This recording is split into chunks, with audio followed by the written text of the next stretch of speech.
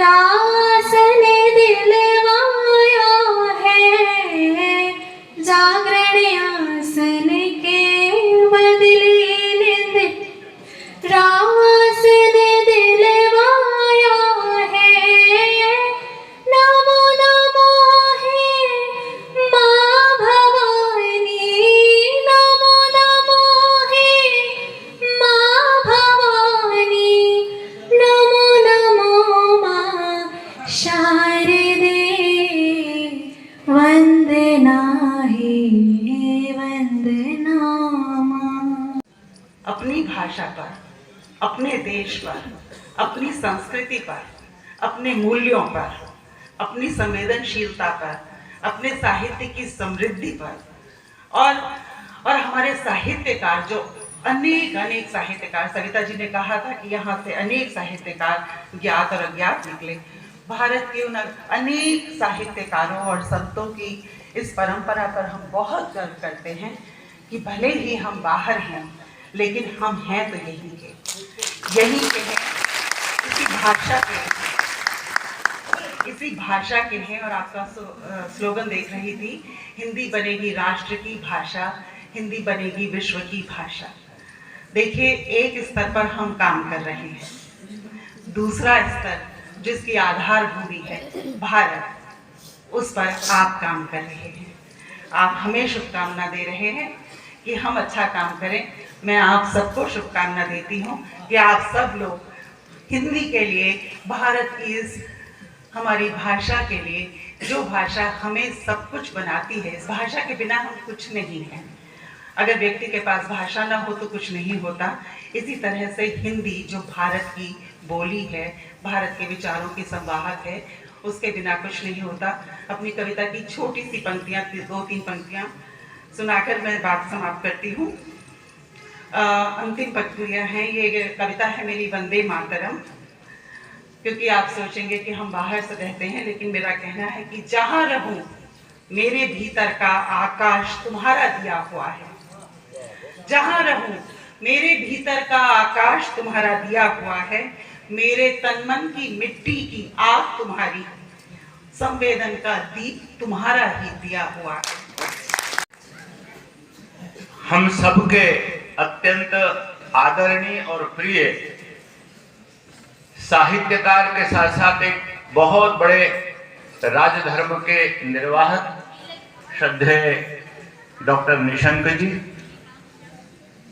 और हिंदी के माध्यम से पूरे विश्व के देशों में भारतीय संस्कृति की गौरव पताका फहराने वाले सभी मंच पर विराजमान साहित्य जगत की, हिंदी जगत की, संस्कृत की प्रतिमूर्तियां जो विराजमान हैं, मैं आप सबको बड़े आदर के साथ नमन करता हूं, प्रणाम करता हूं।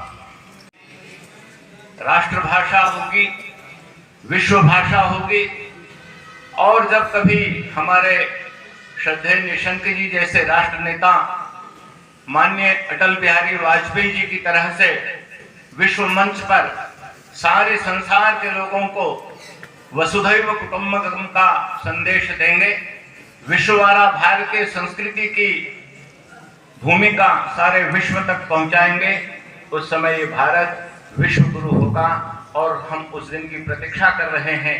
वर्तमान समय भारत का उत्कर्ष काल है, गौरव का समय है, और आज इस सभागार को आप सबसे भरा हुआ देख करके मन में आशा की एक नई ज्योति जल रही है कि निश्चय ही हमारे देश का ये संकल्प पूरा होगा। मैं पुनः आप सबको नमन करता हूँ, विश्व हिंदी दिवस की कोटि शुभकामनाएं देता हूँ। तो विदेश में रहकर हिंदी के राजदूत बनकर हिंदी का प्रसार कर रहे हैं, अनूप भार्गव जी, शैलजा जी और हमारे अनिल जोशी जी, जो सब लोगों को जोड़ रहे हैं। मैं अब बहुत ज्यादा बात नहीं कहूंगा क्योंकि आपके बीच में हूँ। केवल 4 पंक्तियों से मैं फिर अपने निशंक जी का वो संकल्प आपके सामने रखना चाहता हूँ, जिसके लिए वो जाने जाते हैं, जिसके लिए 3 बार उन्हें विश्व कीर्तिमान मिल चुका है। और ऐसे हिंदी के प्रबल समर्थक जिन्होंने लोकसभा में उस अधियाचन को, उस नियम को समाप्त कराने के लिए लगभग 350 संसद सदस्यों का एक तरह से उनका समर्थन प्राप्त किया है कि हिंदी को कभी भी राजभाषा बनाने का कोई संशोधन नहीं हुआ था, केवल एक अधियाचन हुआ था और उस अधियाचन को कभी भी वापस लिया जा सकता है। हमारे निशंक जो अपना परिचय देते हैं एक पंक्तियों में, अभी भी है जंग जारी वेदना सोई नहीं है, अभी भी है जंग जारी वेदना सोई नहीं है, मनुष्यता होगी धरा पर संवेदना खोई नहीं है, किया है बलिदान जीवन दुर्बलता ढोई नहीं है, कह रहा हूं ए वतन तुझसे बड़ा कोई नहीं है। जो व्यक्ति बड़ी संख्या में यहाँ पर हैं और आज हम जो पूरी दुनिया में भारत का मान बढ़ा रहे हैं, भारत की जो ये राष्ट्रभाषा है उसको पूरे विश्व में सरसाने का प्रण लेकर के विभिन्न देशों में काम कर रहे हैं। आज दुनिया के विभिन्न देशों में हिंदी के प्रति बहुत समर्पित होकर भारत की पताकों को फहराने वाले ऐसे योद्धाओं का हम सम्मान करने के लिए आज यहाँ पर जोरदार तालियों के साथ हृदय की गहराइयों से हम इन सब का सम्मान करते हैं। मुझे इस बात की बहुत खुशी है कि विभिन्न देशों में, क्योंकि ये कार्यक्रम जल्दी बना तो लगभग 12-14 देशों के लोग यहाँ पर आ पाए। अभी जब अंतर्राष्ट्रीय हिंदी सम्मेलन भोपाल में हुआ तो लगभग 54 देशों के लोग उसमें थे, जो कुछ अभी हाल में ही हुआ। 54 देशों के लोग थे और इनमें से भी अधिकांश सभी लोग थे, बस ये सभी लोग थे। मेरे युवा साथियों में विशेष करके, क्योंकि आप न केवल इस देश की आशा का केंद्र हैं, बल्कि आप पूरी दुनिया की आशा का केंद्र भी हैं। आपको श्री गोपाल नारसन का नमस्कार। डिवाइन मिरर हिंदी चैनल में आपका बहुत बहुत स्वागत है।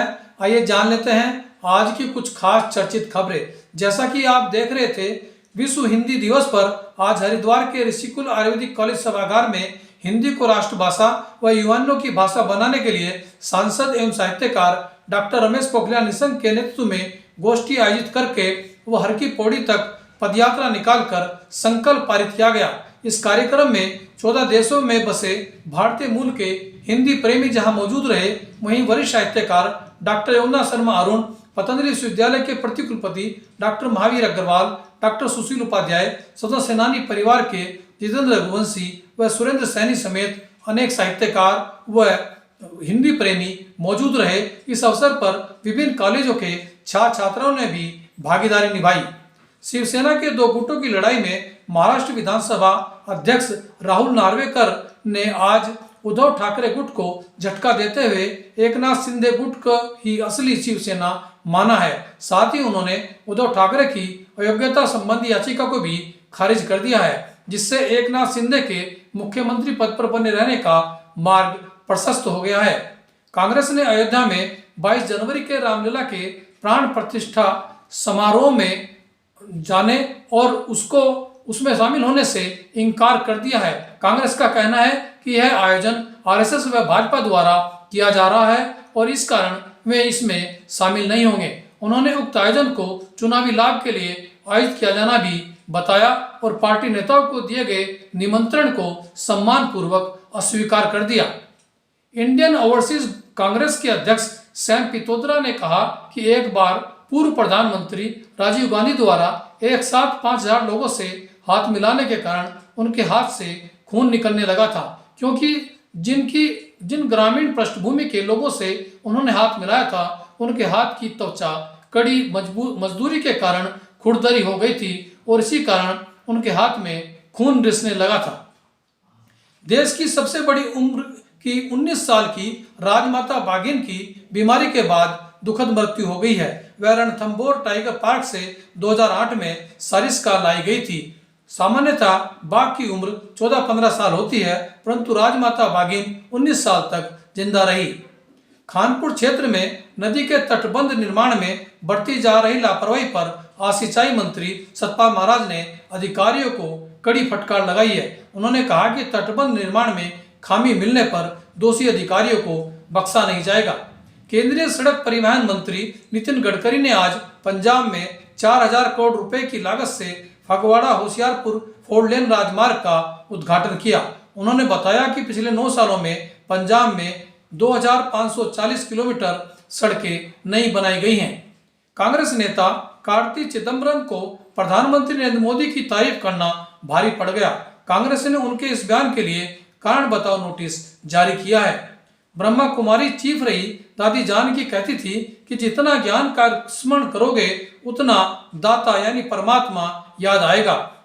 हम जितना परमात्मा को याद करते हैं उतनी हमें शक्ति भी मिलती है। इसी पर देखिए आज का हमारा यह प्रेरक वीडियो। जितना ज्ञान का सिमरन करो धीरे धीरे और कोई चिंतन नहीं करो तो ज्ञान देने वाला दाता याद आता है, ऑटोमेटिक याद आता है। फिर दिल कहता है धारणा करें। धारणा में बाबा को सामने देखते हैं तो शक्ति मिलती है, धारणा भी हो जाती है। जो हमारे में कमी कमजोरी थोड़ी भी है संस्कार में सुबह वो भी चली जाती है। सिर्फ बाबा को सामने रखो, कमी भी चली गई, कुछ भी नहीं है। क्यों और किसकी कमी न देखो, बाबा को देखो तो हमारी कमी चली जाएंगी। किसकी कमी देखेंगे तो हम उसकी कमी मेरे पास आ जाएंगी।